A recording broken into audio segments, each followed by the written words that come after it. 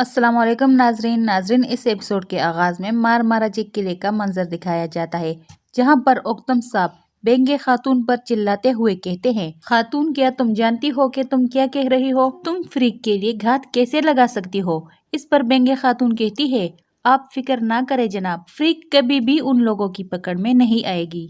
इस पर उक्तम साहब कहते हैं, तुम ये किस तरह कह सकती हो कि फ्रीक उन लोगों की पकड़ में नहीं आ सकती? अगर फ्रीक पकड़ी गई तो तुम जानती हो कि असमियान सुल्ताना हमारे साथ क्या कर सकती है? इस पर बेंगे खातून कहती है, बिल्कुल जनाब, मैं जानती हूँ, इसलिए फ्रीक पहले से ही जानती है कि वो लोग उसके लिए घात लगाकर बैठे हैं, इसलिए वो पकड़ने में नहीं आएगी। मुझे इस काम के लिए एलचेचिक ने बहुत मजबूर किया था कि मैं बाला लोगों की मदद करूं और फ्रीक को जाल में फंसाऊं, इसलिए मैंने मजबूरन ये काम किया। नाजरीन, आप ये बात याद रखें कि बेंगे खातून ने एलचेचिक को दिखाने के लिए बाला लोगों की मदद की, लेकिन वो फ्रीक के साथ है, उसने फ्रीक को सारा मंसूबा बताया हुआ था। उक्तम साहब कहते हैं, अल्लाह ही काफी है, अल्लाह ही काफी है।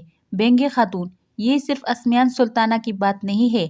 अगर बाला खातून को मालूम हो गया कि तुमने फ्रीक को घात के बारे में बताया था तो फिर सोचो कि तुम्हारा क्या होगा। बेंगे खातून कहती है, ऐसा कभी नहीं होगा। उक्तम साहब कहते हैं, अब ये तुम कैसे कह सकती हो? इसी लम्हे वहाँ पर अलचेचिक आ जाती है और कहती है, अम्मा आयशा खातून ने खबर भेजी है, फ्रीक पकड़ी गई है। ये सुनकर उक्तम साहब अपना अंदाज बदलते हुए कहते हैं, ओह ये तो बहुत अच्छा हुआ, ये तो बहुत ही अच्छा हुआ। फिर अलचेचिक से कहते हैं, अब तुम जाओ अपने काम पर मेरी बेटी। अलचेचिक के जाने के बाद उक्तम साहब बेंगे खातून से कहते हैं, अब बताओ अब क्या होगा हमारा? लेकिन बेंगे खातून खामोश रहती है और कुछ नहीं कहती। इधर कई कबीले में उस्मान साहब, ओलूफ और नाइमान आमने सामने खड़े होते हैं और नाइमान ये कह रहा होता है कि ओलूफ ने मुझे एक खत भेजा है जिसमें उसने अपनी वफादारी के बारे में बताया है, इसलिए ये मेरी हिफाजत में है। तुम इसे कुछ नहीं कहोगे उस्मान? उस्मान साहब कहते हैं, कई कबीले का हर फैसला मैं ही करता हूँ। नाइमान आगे बढ़कर कहता है, अगर तुम ओलूफ से बदला लेना चाहते हो। फिर नाइमान ओलूफ की जानिब बढ़ते हुए कहता है, ओलूफ तुम एनागोल में कत्ले आम बिल्कुल नहीं करोगे। इस पर ओलूफ कहता है, एनागोल और फ्रीक दोनों मेरे हैं, अगर उस्मान से कोई गलती हो जाती है तो। ये सुनकर नाइमान गुस्से से लाल हो जाता है और सामने खड़े हुए सिपाहियों को धक्का देते हुए ओलूफ के करीब जाकर कहता है, बड़ी बात, मैं बहादुर लोगों से मोहब्बत करता हूँ, लेकिन मेरी मोहब्बत मेरा गुस्सा रोक नहीं सकती। अब जाओ और अपने किले में बैठो और उस्मान की पेशकश पर गौर करो। ये सुनकर ओलूफ उस्मान साहब की जानिब देखते हुए कहता है, उस्मान मैं तुम्हारे लिए वापस आऊंगा। और वापस जाने के लिए मुड़ता है तो पीछे से उस्मान साहब कहते हैं, और वो तुम्हारा आखिरी दौरा होगा, ये बात अपने जहन में रखना। फिर नाइमान के इशारे पर ओलूफ वहाँ से रवाना हो जाता है। इसके साथ ही नाइमान खेमे की जानिब बढ़ते हुए कहता है, उस्मान खाना। फिर वो और उसके सिपाही सरदारी खेमे की जानिब बढ़ते हैं। इधर जिंदान में फ्रीक मुसलसल ओलूफ ओलूफ पुकारती रहती है। इसी लम्हे वहाँ पर बाला खातून आकर उसे मुंह पर एक जोरदार थप्पड़ मारते हुए कहती है, बकवास बंद करो, तुम्हारी मोहब्बत और तुम्हारा भरोसा ओलूफ यहाँ से चला गया है, अगर तुम उसके साथ रहना चाहती हो तो पहले मुझे बताओ। फ्रीक कहती है, मैं तुम्हें कुछ नहीं बताऊंगी, मैं ये राज लेकर ही मरूंगी।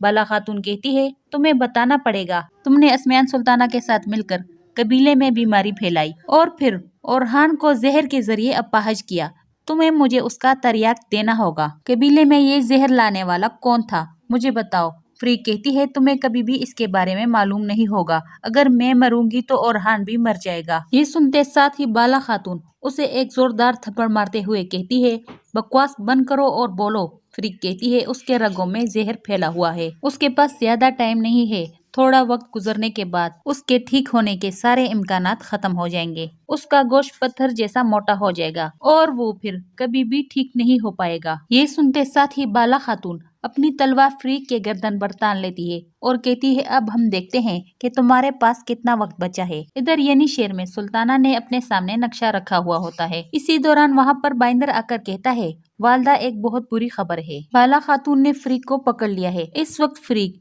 कई कबीले में कैद है। सुल्ताना कहती है, फ्रीक कभी भी मुंह नहीं खोलेगी और अगर वो अपना मुंह खोलती है तो तुम इस बात को यकीनी बनाओगे कि तुम उसका मुंह हमेशा के लिए बंद कर दोगे। ये सुनकर बाइंदर कहता है, ओ वालदा सुल्ताना, ये आप क्या कह रही है? वो कई कबीला है वहाँ पर हम पर भी नहीं मार सकते। अगर फर्ज करे हम वहाँ दाखिल भी होते हैं तो फिर हम वहाँ से बाहर नहीं निकल सकते। ओलूफ भी जरूर कोई न कोई काम कर रहा होगा।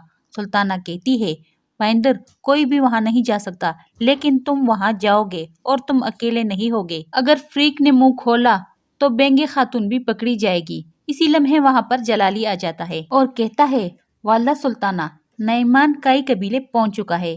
ये सुनकर वालदा सुल्ताना बहुत ही गुस्से में आ जाती है। इधर नईमान काई कबीले में खाना खा रहा होता है। उस्मान साहब कहते हैं, हर चीज का मजा उठाओ, लेकिन मुझे ये बताओ कि तुम यहाँ किस लिए आए हो। इस पर नईमान कहता है, पहले मुझे खाना खाने दो। खाना खाने के बाद नईमान कहता है, बहुत ही लजीज खाना था, ये मेरी जिंदगी का सबसे लजीज तरीन खाना था। उस्मान साहब कहते हैं, आफियत हो। फिर नईमान कहता है, एक शख्स घोड़े पर सवार होकर दौड़ता है, उसे भूख लगती है, वो खाता है, पीता है।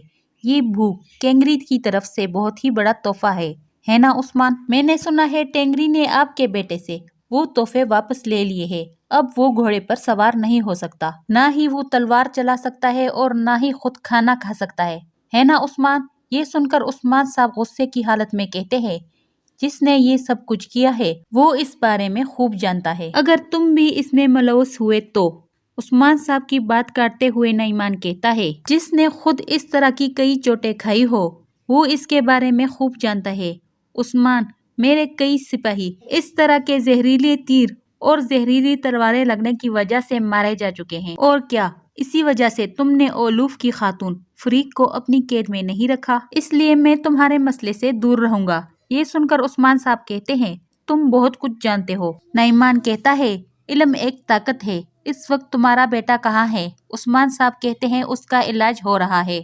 नईमान कहता है, ऐसा इलाज जो हमेशा जारी रहेगा। वो कह रहे थे कि उसका गोश्त अब पत्थर जैसा हो गया है। उस्मान साहब, क्या आप उसे चलता फिरता देखना चाहते हैं ना? इस पर उस्मान साहब कहते हैं, इंशाल्लाह वो जरूर ठीक होगा और वो अपने पैरों पर जरूर चलेगा। नईमान कहता है, उस्मान, मैं तुम्हारी ये ख्वाहिश पूरी कर सकता हूँ, मैं ओरहान का इलाज करूँगा। फिर नईमान के कहने पर नईमान का एक तबीब कुछ दवाएं उस्मान साहब के सामने रखता है।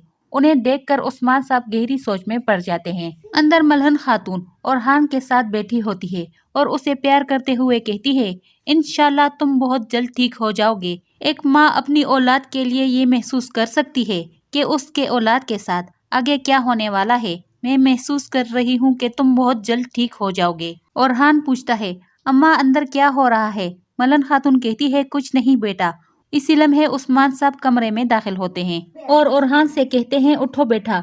ओरहान पूछते हैं, हम कहाँ जा रहे हैं? उस्मान साहब बताते हैं, हम नईमान के हकीम के पास तुम्हारे इलाज के लिए जा रहे हैं, और ओरहान को व्हील चेयर पर बिठा देते हैं। जबकि मलहन खातून पूछती है, नईमान, क्या हम नईमान पर भरोसा कर सकते हैं उस्मान? वो कहीं कुछ गलत ना कर दे। उस्मान साहब कहते हैं, फिक्र ना करो, हमने सब कुछ आजमा लिया, हम वहाँ ओरहान के साथ मौजूद होंगे। उस तबीब की दवा पहले कुमराल अब्दाल चेक करेंगे।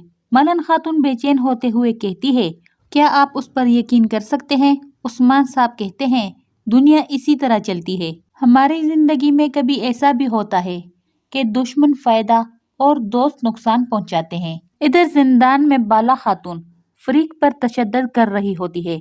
उसका सर पानी में डुबो कर कहती है, तुम बहुत जल्द मरने वाली हो, अगर तुम जिद करोगी तो मैं भी जिद करूंगी। इसके साथ ही वो दूसरी बार फ्रीक का सर पानी में डुबो देती है। फिर कुछ देर बाद पानी से उसका सर बाहर निकालते हुए कहती है, तुम बताओगी, मैं ओरहान के लिए इंतजार कर रही हूँ। तुम बताओगी तो ओरहान बच जाएगा। इसी लम्हे वहाँ पर आयशा खातून आ जाती है। फ्रीक कहती है, ओरहान दोबारा कभी भी अपने पैरों पर खड़ा नहीं हो सकता। आयशा खातून उसे कहती है, तुम अपने मकसद में कभी भी कामयाब नहीं हो सकती।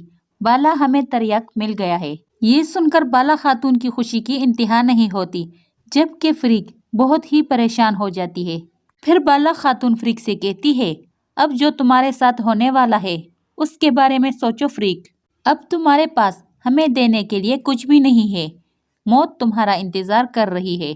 अब तुम्हें मुझसे कौन बचाएगा? इसके साथ ही बाला खातून एक बार फिर उसका सर पानी में डुबो देती है। इधर उस्मान साहब और मलहन खातून ओरहान को लेकर नईमान के तबीब के पास पहुंच जाते हैं। खाना खाने के बाद नईमान उठकर ओरहान के पास आकर उसका मुआयना करता है और कहता है जहर इसके जिस्म में फैल चुका है, जहर की वजह से इसका जिस्म कमजोर हो चुका है, अब इसका एक ही इलाज है।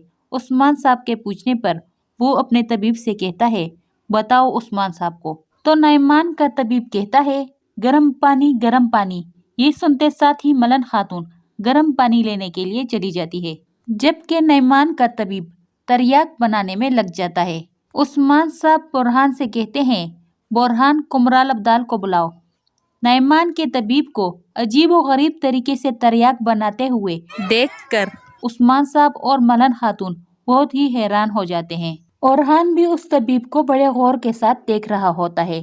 तरियाक बनाने के बाद जैसे ही वो तबीब ओरहान के करीब जाता है तो बोरहान अपने तलवार को हाथ लगाता है और उस्मान साहब उसका हाथ पकड़ते हुए कहते हैं रुक जाओ, पहले हमारा तबीब ये तरियाक चेक करेगा। ये सुनकर नईमान कहता है उस्मान इसकी जरूरत नहीं है, ओरहान के साथ इससे बुरा क्या हो सकता है जैसे कि अब इसकी हालत है, मैं ओरहान के साथ इससे बुरा क्या कर सकता हूँ। ये सुनकर उस्मान साहब गुस्से में कहते हैं तुम हमारी मदद करो या ना करो, लेकिन इंशाल्लाह ओरहान ठीक हो जाएगा, लेकिन हमारे हकीम कुमराल अब्दाल ये तरियाक जरूर चेक करेंगे। इसके साथ ही इस एपिसोड की एंड हो जाती है। नाजरीन, आप लोगों से गुजारिश है हमारे चैनल को सब्सक्राइब करें और वीडियो को लाइक करें। शुक्रिया।